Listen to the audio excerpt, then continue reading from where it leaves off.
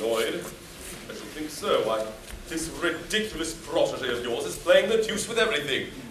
Tonight was the second reading of his bill to throw the peerage open to competitive examination. And he'll carry it too. Carry it? Of course he will. He's a parliamentary Pickford who carries everything. Yes, please. That's our fault. The deuce it is. Yes, we influence the members and compel them to vote just as he wishes them to. It's our system. It shortens the debates. But think what it all means. I don't so much mind it for myself, but with a House of Lords with no grandfathers worth mentioning, the country must go to the dogs. I suppose it must. I've nothing against brains. I have a great respect for brains. I often wish I had some myself. But with the House of Peers composed exclusively of people of intellect, what's to become of the House of Commons? I never thought of that. This comes of women interfering in politics. It so happens that if there is an institution in Great Britain which is not susceptible of any improvement at all, it is the House of Peers.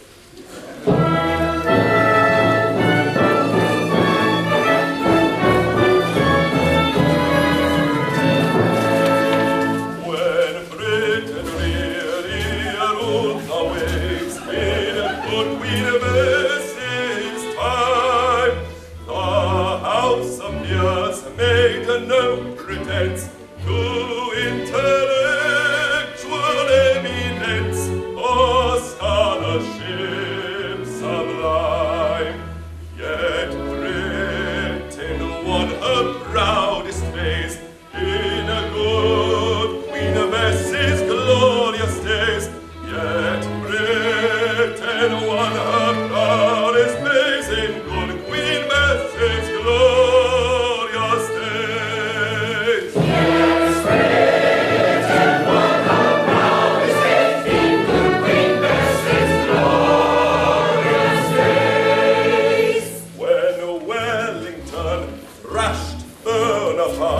As every child can tell, the House of Peers throughout the war did nothing in particular and did it very well. Yet Britain set the world ablaze in a good King George's glorious days. Yet Britain set the world ablaze in good King George's glorious days. Yes, Britain set the world ablaze in good King George's glorious days. And while the House of Peers withholds its legislation,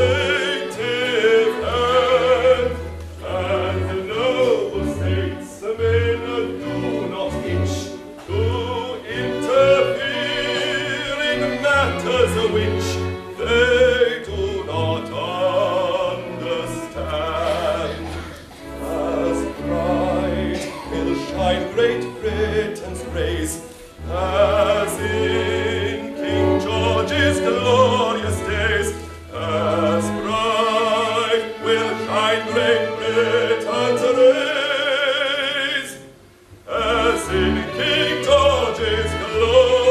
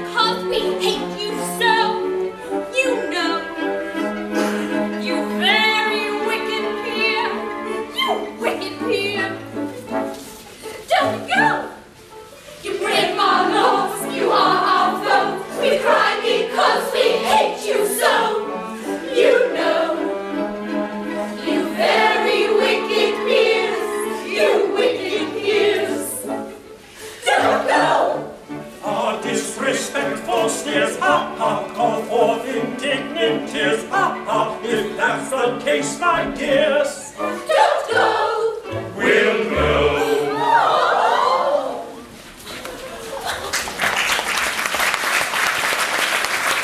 Oh, shame! Shame upon you! Is this your fidelity to the laws you are bound to obey? Know ye not that it is death to marry a mortal? Yes, but it's not death to wish to marry a mortal. If it were, you'd have to execute us all. Oh, this is weakness. Subdue it. We know it's weakness, but the weakness is so strong. We're not all as tough as you are. Tough? You suppose that I am insensible to the effect of manly beauty? Look at that man. A perfect picture. Who are you, sir? Private Willis, B Company, 1st Grenadier Guards. You're a very fine fellow, sir. I am generally admired. I can quite understand it. Now here is a man whose physical attributes are simply God. That man has a most extraordinary effect upon me. If I yielded to a natural impulse, I should fall down and worship that man. But I mortify this inclination. I wrestle with it, and it lies beneath my feet. That is how I treat my regard for that man.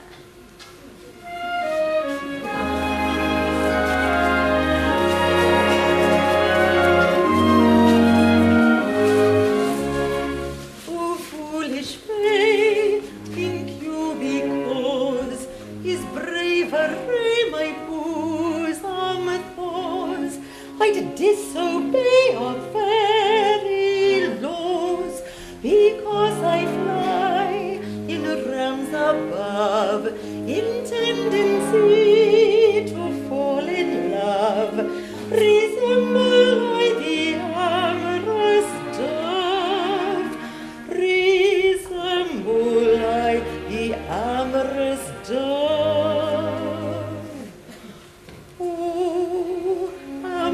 Dove, type of Ovidius nasal, this heart of mine is soft as thine, although I dare not say so.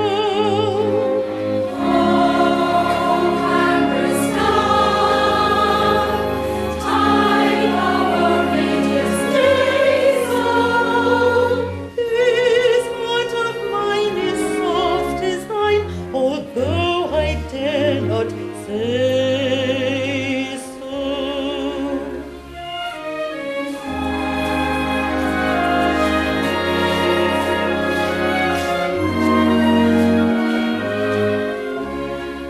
A fairy song must perfect be, no vowel too long, no note off key, no entrance from our law's decree. Thus we're in thrall forevermore to one who always knows the score, a maestro whom we adore. A maestro whom we adore.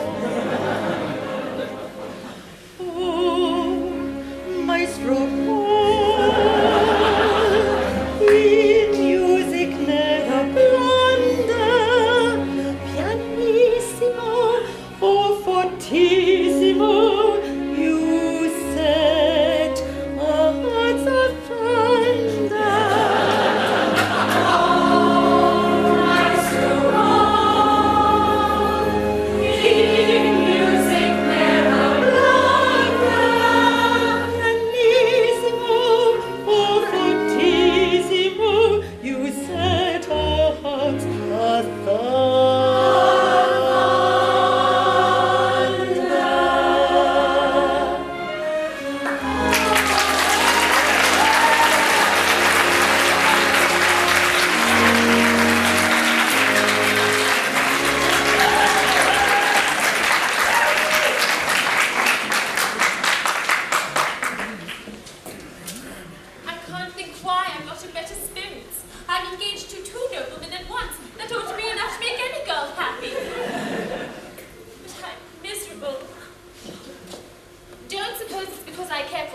I hate him. No girl could care for a man who goes about with a mother considerably younger than himself. Phyllis, my darling. Phyllis, my own. Oh, don't! How dare you! But perhaps you're the two noblemen I'm engaged to? I am one of them. I am the other. Well then, my darling, my own. Well, have you decided which it's to be? Not altogether. It's a difficult position. It would be hardly delicate to toss up. On the whole, we'd rather leave it to you. But how can it possibly concern me? You are both earls, and you are both rich, and you are both plain. So we are. At least I am. So am I. Oh, no. I am indeed very plain. Well. Perhaps you are.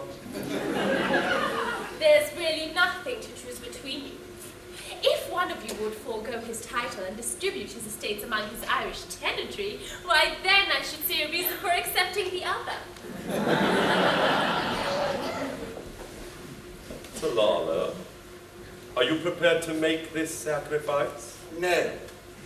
Not even to oblige a lady? Not even to oblige a lady. Well, the only question is which of us shall give way to the other.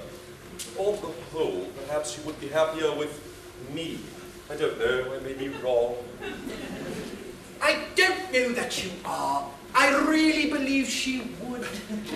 But the awkward part of the thing is, if you rob me of the girl of my heart, we must fight, and one of us must die.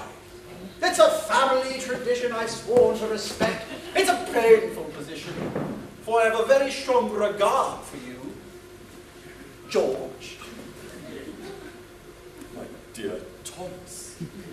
You are very dear to me, George. We were boys together, at least I was. If I were to survive you, my existence would be crushed. Then you must not do it. My dear Thomas, I say it again and again. If it would have this effect upon you, you must not do it. Oh, no. If one of us is to destroy the other, let it be me. No. Yes, by our boyish friendship, I implore you. Well then, be it so. But no. I cannot consent to an act which would crush you with unavailing remorse. But you would not do so. I should be very sad at first. Oh, who would not be? But it would wear off. I like you very much, but not perhaps as much as you like me. George, you're a noble fellow, but that telltale tale betrays you. No, George, you are very fond of me, and I cannot consent to give you a week's uneasiness on my account. But it would not last a week. Remember, you lead the House of Lords. On your demise, I shall take your place. Thomas, it would not last a day. Now, I do hope you're not going to fight about me, because it really isn't worthwhile. Well, I don't believe it is. Nor I. The sacred ties of friendship are paramount. Though perhaps I may incur your blame, the things of you I would not do in friendship's name. And I may say I think the same, not even love should rank above true friendship's name. And freely mind the blame, forget your grace, and go your ways in friendship's name, in friendship's name.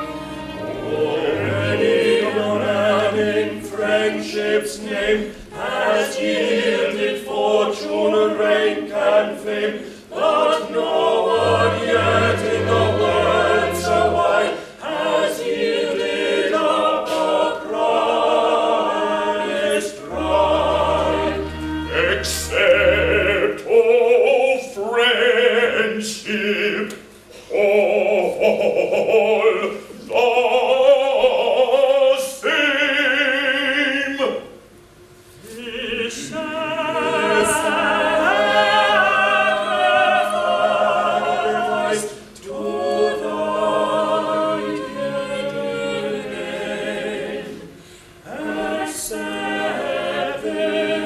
sacrifice to thy dear name.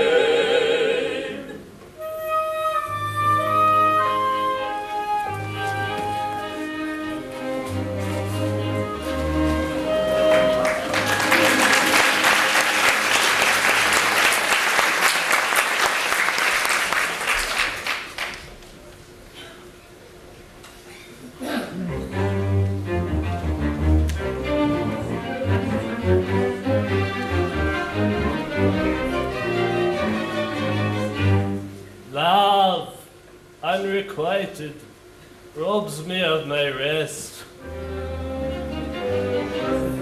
Love, hopeless love, my ardent soul, it covers. Love, nightmare-like, lies heavy on my chest and weaves itself into my midnight slumbers.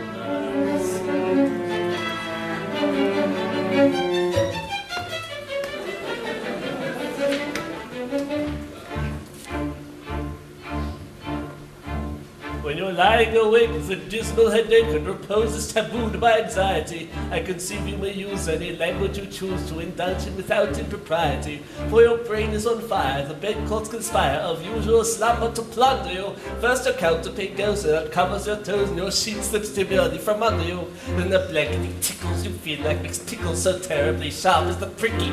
And you're hot and you're cross and you tumble and toss till there's nothing twixt you and the ticking. Then the bedclothes all creep to the ground in a heap and you pick them all up in a tangle. Next your pillow resides and politely declines to remain at its usual angle. When you get some repose in the form of a dose, hot eyeballs and head ever aching. But your submarine teems such horrible dreams that you'd very much better be waking. For you dream you are crossing the channel and tossing about in a steamer from Harwich. Oh, it is something between a large bathing machine and a very small second-class carriage. And you're giving a treat penny ice and cooked meats to a party of friends and relations. They're ravenous horn, and they all came on board at Sloane Square and South Kensington stations. And bound on this journey you find your attorney who started that morning from Devon. He's a bit undersized and you don't feel surprised when he tells you he's only 11. When you're driving like mad with this singular lad, by the by the ship's now a four-wheeler. And you're playing round games and he calls you bad names when you tell him that time's pay the dinner. But this circumstance so throw up your hand and you find you're as cold as an icicle in your shirt and the stocks, the cramps, and Cox crossing Salisbury playing on a bicycle. And he and the crew are on bicycles too, which they've somehow or other invested in. He's telling the tars all the particulars of a company he's interested in.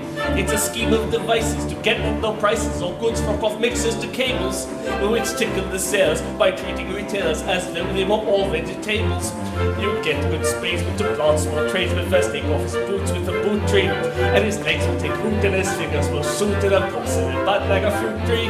From the greengrocer tree you get grapes and green pea, cauliflower, pineapple and cranberries, while the pastry could plant cherry brandy with ground apple puffs and 3/4 and Banbury's. The shares are a penny and there was so many are taken by Rothschild and Berry, and just as a few are allotted to you, you'll awake with a sudden despair.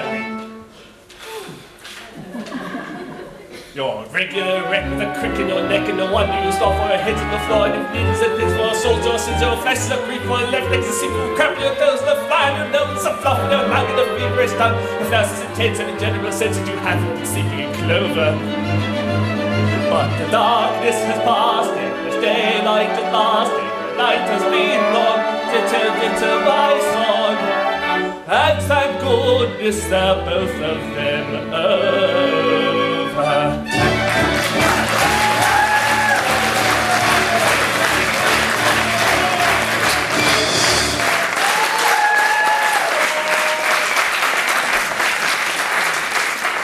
And he and the crew are on bicycles too, and they've somehow or other invested in. He's telling the tars all the particulars of a company he's interested in. It's a scheme of devices to get at low prices or goods from off mixers to cables, which tickle the sales by treating retailers as though they were all vegetables.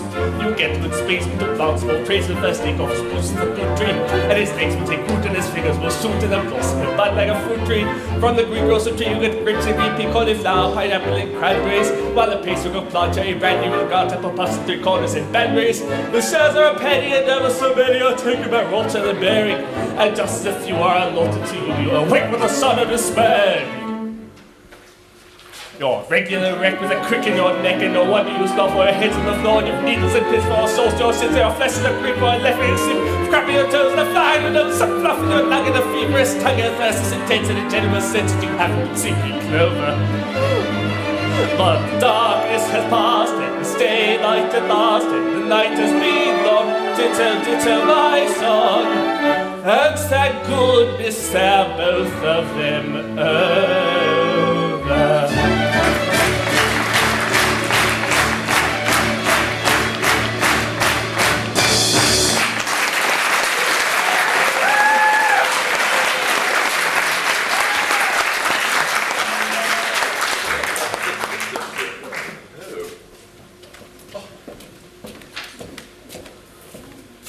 Distressed to see your lordship in this condition.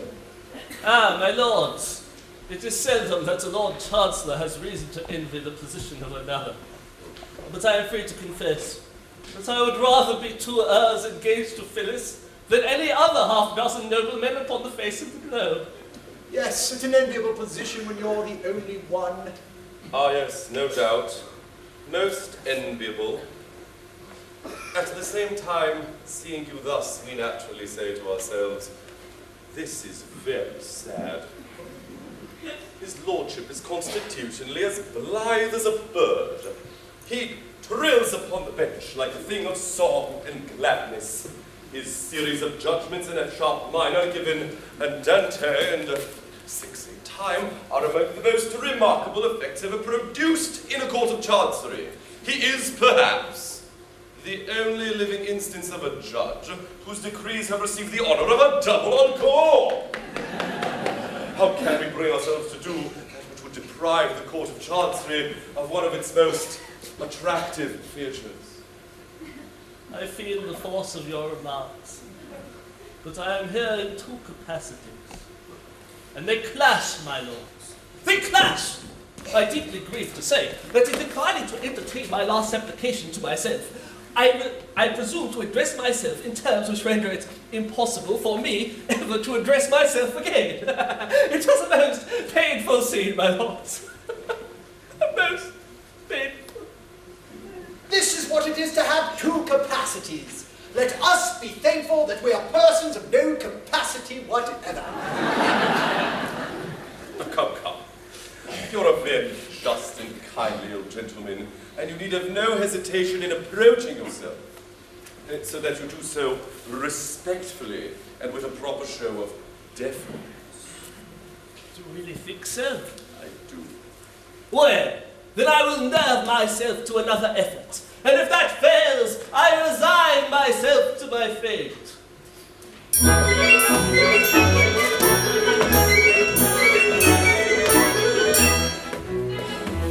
If you go in, you're sure to win. Yours will be the charming maid. Be your lord, the ancient sword. Fate hath never won, fair lady. Never, never, never. Fate hath never won, fair lady.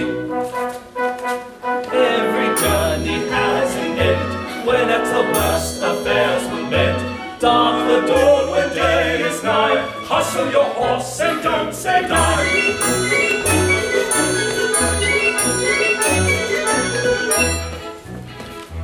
He who shies at such a prize is not worth a maravedi. Be so kind to bear in mind, fate hath never won, fair lady. Never, never, never. Fate hath never won, fair lady. While the sun shines, make your hay. Where a will is, there's a way. Dwells the lion in his lair. None of the brave deserve the fair.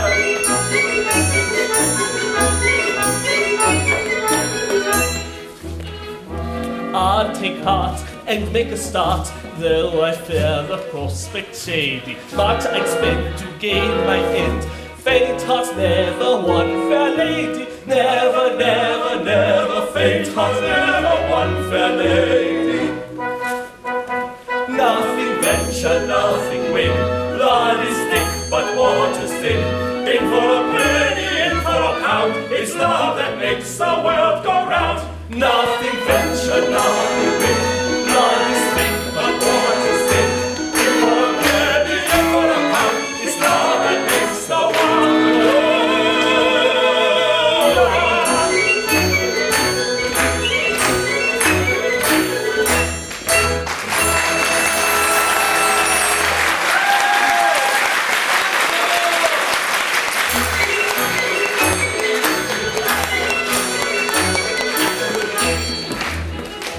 I'll take heart and make a start, though I fear the prospect shady. But I'd spend to gain my end. Faint heart never won, fair lady. Never, never, never. Faint heart never won, fair lady. Nothing venture, nothing win. Blood is thick, but water's thin. In for a penny, in for a pound. It's love that makes the world go round. Nothing venture, nothing win. Blood is thick, but water's thin. For a penny, in for a pound. It's love that makes the world go round.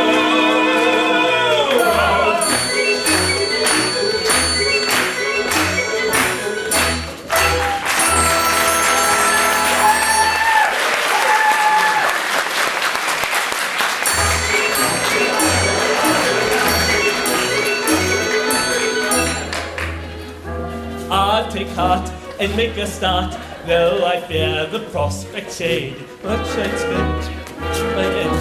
Faint heart never won, fair lady. Never, never, never. Faint heart never won, fair lady. Nothing venture, nothing win. Blood is thick, but water's thin. For a penny and for a pound, it's love that makes the world go round. Nothing venture, nothing win. Blood is thick, but water's thin. For a penny and for a pound, it's love that makes the world go round.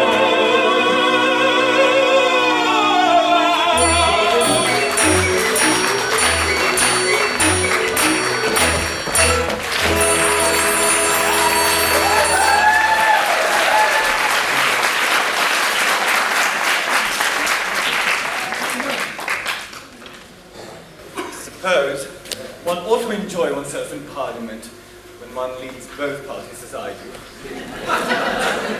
But I'm miserable, poor, broken-hearted fool that I am. Oh, Phyllis, Phyllis. Yes? Phyllis! But I suppose I should say, milady. I have not yet been informed which title your ladyship has pleased to select. I haven't quite decided. You see, I have no mother to advise me. No, I have. Yes, a young mother. Not very. A couple of centuries or so. Oh, she wears well. She does. She's a fairy. I beg your pardon. What? Oh, I've no longer any reason to conceal the fact she's a fairy. A fairy? Well, but that would account for a great many things. Then I suppose you're a fairy? I'm half a fairy. Which half?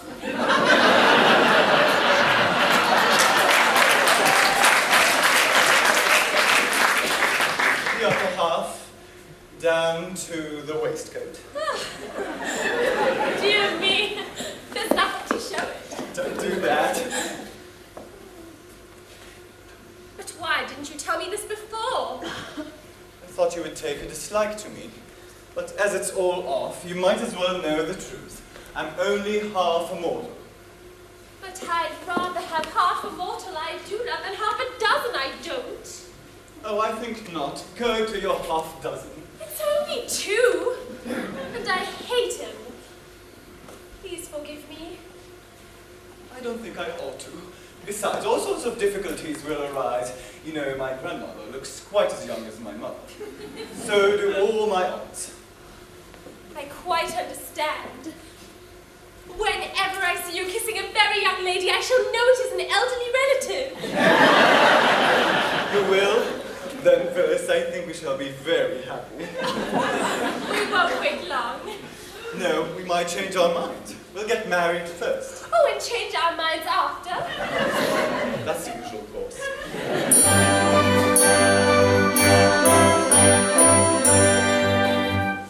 If we're weak enough to tarry ere we marry, you and I, of the feeling I inspire, you may tire by. For with flowing coffers press their offers down his wife. I am sure we should not tarry ere we marry, you and I. If we're weak enough to tarry ere we marry, you and I, with the more attractive maiden, jubilated you and I. If by chance we should be parted, broken-hearted, I shall die. So I think we will not tarry ere we marry, you and I. If we're weak enough to tarry ere we marry, you and I.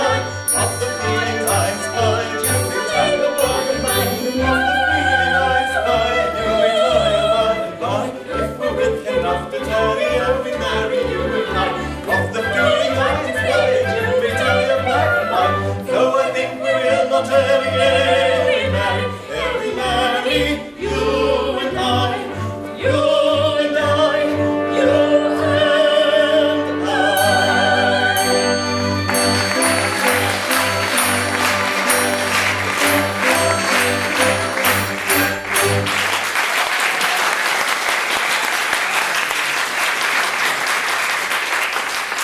But does your mother know that? I mean, is she aware of our engagement? She is, and thus she welcomes her daughter-in-law. She kisses just like other people. Oh, but the Lord Chancellor. Forgot him. Oh, mother, none can resist your fairy eloquence. You will go to him and plead for us. No, impossible. But our happiness, our very lives depend upon our obtaining his consent. Oh, madam, you cannot refuse to do this. You know not what you ask. The Lord Chancellor is my husband. Your husband? My husband and your father.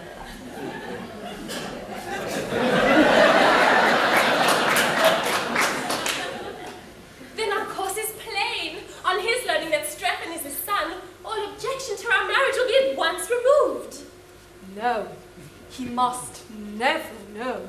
He believes me to have died childless, and dearly as I love him, I am bound, under penalty of death, not to undeceive him. But see, he comes. Quick, my veil.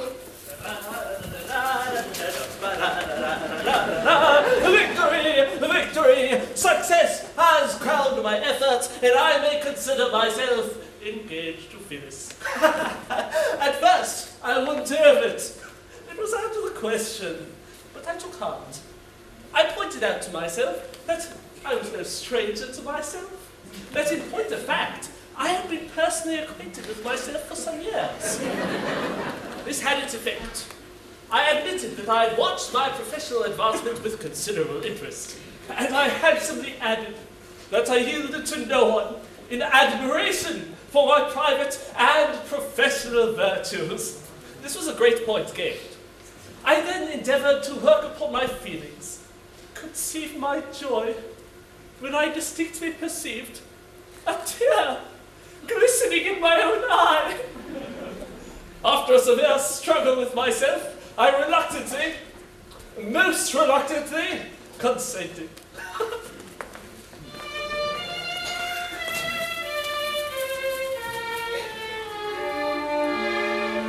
My lord, suppliant at your feet I kneel.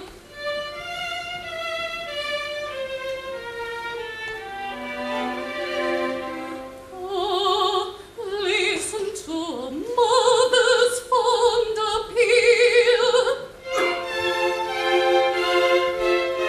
Hear me tonight, we come in urgent need.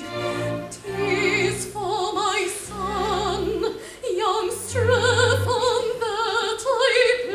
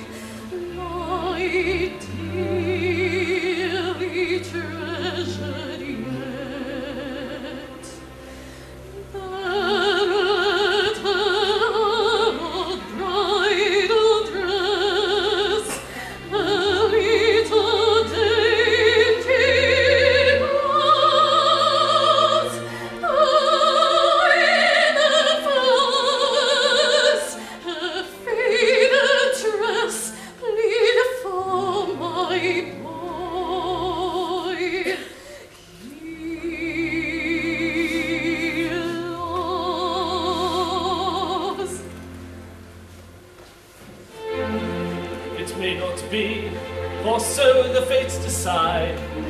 Learn now that Phyllis is my promised bride. Thy bride!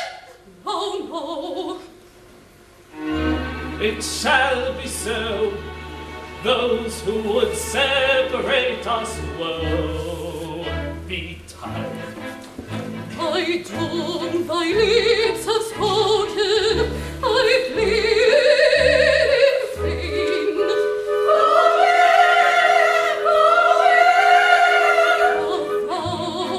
Already broken, I break again.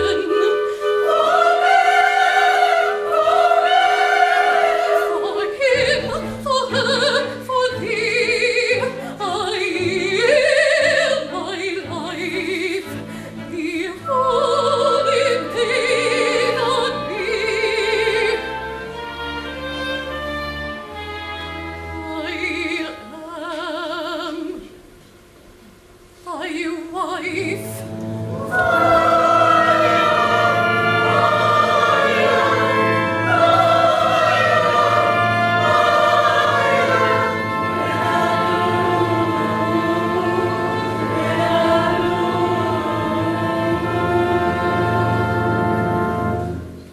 Iolanthe, thou livest.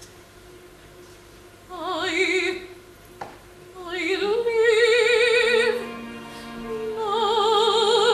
Let me die.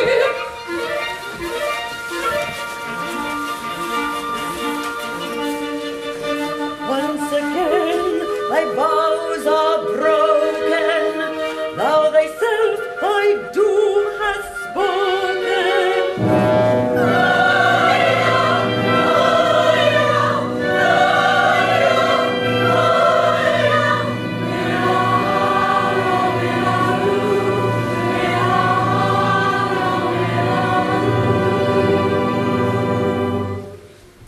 Bow thy head to destiny, death thy doom, and thou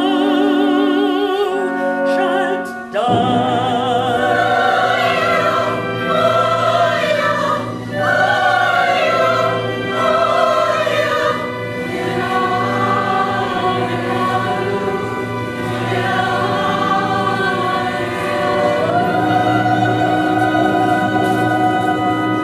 Hold!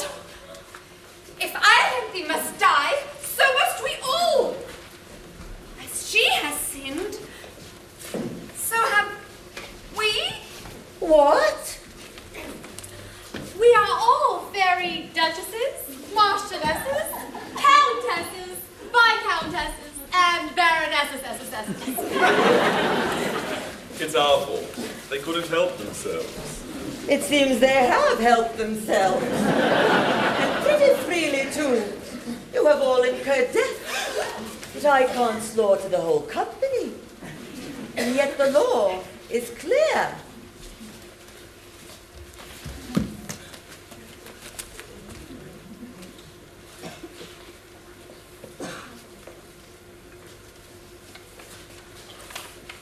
Every fairy must die who marries the mortal. Allow me, as an old equity draftsman, to make a suggestion. The subtleties of the legal mind are equal to the emergency.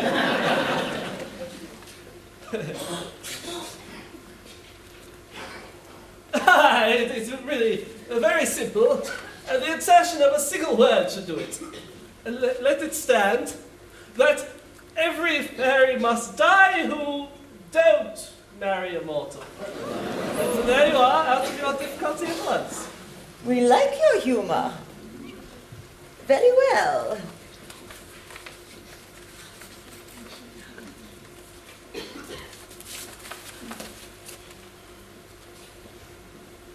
Private Willis! To save my life, it is necessary that I marry at once. How should you like to be a fairy guardsman? Well, Mum, I don't think much of the British soldier who wouldn't ill-convenience himself to save a female in distress. You are a brave fellow. You're a fairy from this moment.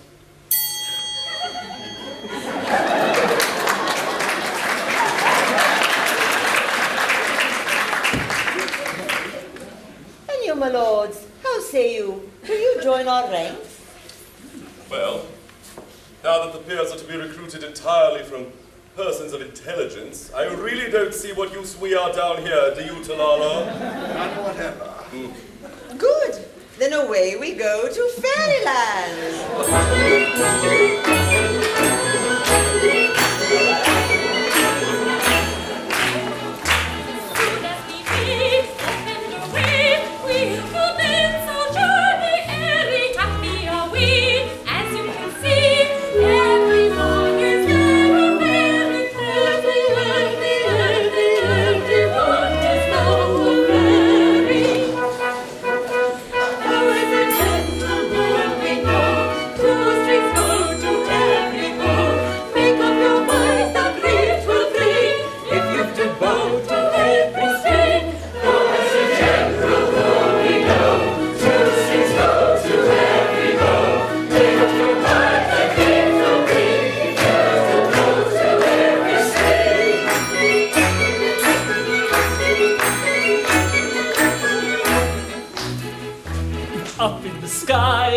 So high, pleasures come in endless series. We will arrange happy exchange, house of peers for house of fairies, fairies, fairies, fairies, house of peers for house of fairies.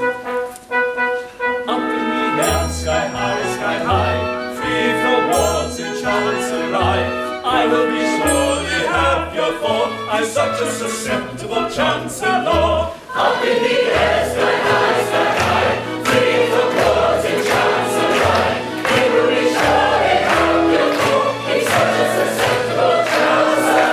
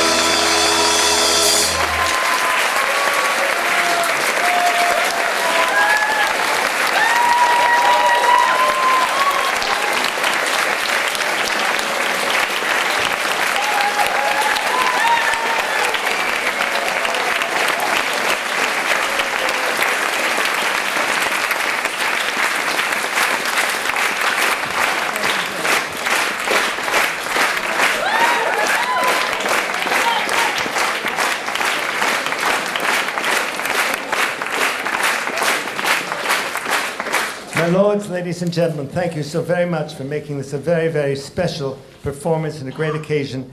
The most wonderful company in the world, the most wonderful audience. There are many, many people, and God forbid I should omit their names, so I don't think I'll remember them all, who have contributed to the show in so many ways. You've seen the cast on stage. You've not seen the marvelous people backstage who make all this possible. I'd like to call upon, first of all, our choreographer, Judy Brown-Davis.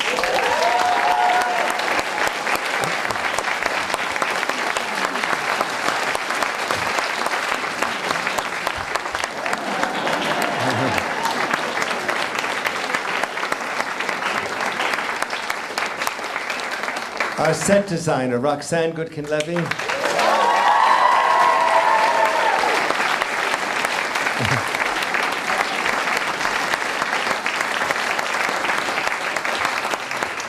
Our stage manager, Ronnie Burns.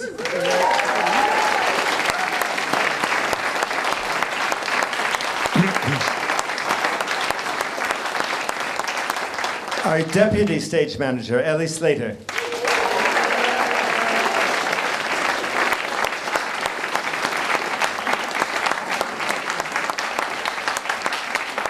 The gentlemen who make everything move and work and repair and do wonders backstage, Yoni Jager and Arye Superstein.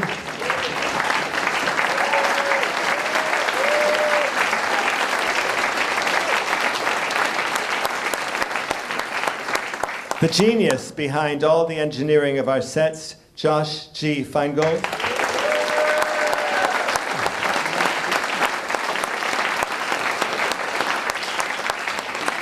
Our props mistresses, Abigail Fox and Judith Ben Susan.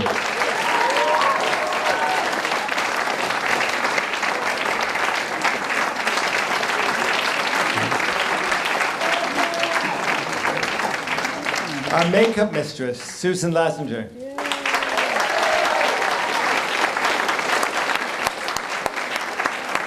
Our official photographer, Brian Nagan.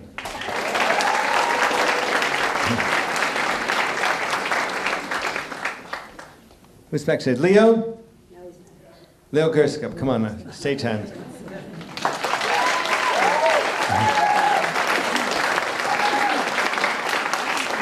Our lighting designer, Ellie Kaplan-Wildman. In the sound booth, Bob Gold and Norai Levigor.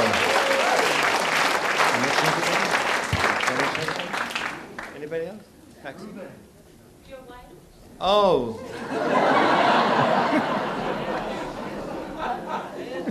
The lady who makes all this possible, inspires me, encourages me, helps me, picks me up, puts me down, and is responsible for everything you see, Sharon Binder.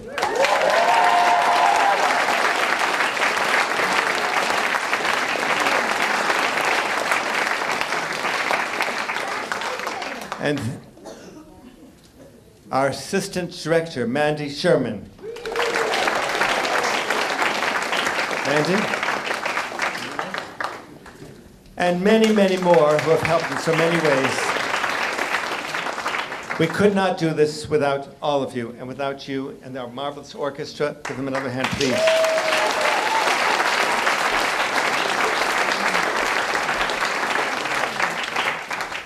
You should know all this is due to a phone call from our beloved maestro, Paul Salter, who asked some 15 years ago, would I be interested in a little Gilbert and Sullivan company? We've grown from there. We thank you, maestro.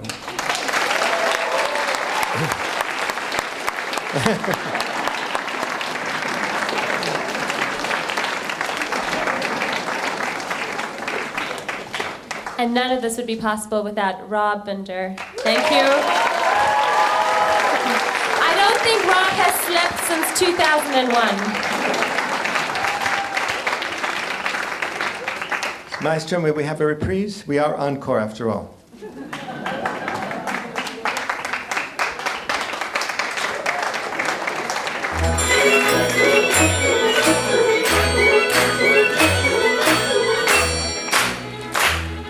The sky fly ever so high. Pleasures come in endless series. We will arrange happy exchange. House of peers for house of fairies. Fairies, fairies, fairies. House of peers for house of peers.